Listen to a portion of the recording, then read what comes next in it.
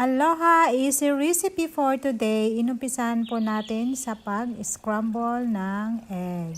Pagkatapos po niyan, isinantabi na natin at inilagay na natin ang ground beef.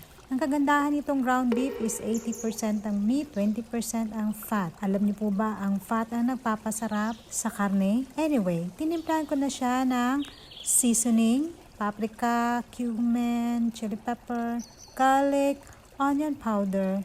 Nilagyan natin ng kunting halang, hindi pa tayo satisfied, lagyan natin ng kunting magic. At syempre, asin. Haluin muna natin ng konti at isunod na natin ang hiniwa-hiwa nating sibuyas. Sagana sa protina na naman ang kakainin natin for today. Nilagyan ko na rin yan ng red kidney beans. Panandali ang luto lang po yan.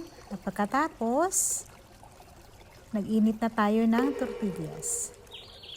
Nag-plating na tayo, inilagay natin ang karne, tapos nilagay natin ng cheese, konti lang.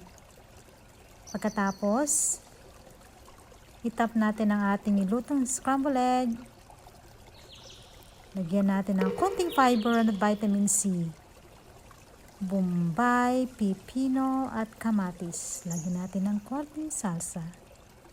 At i-fold natin ng maayos, dahan-dahan sa tortillas. Ayun na po ang aking breakfast burrito. Easy recipe!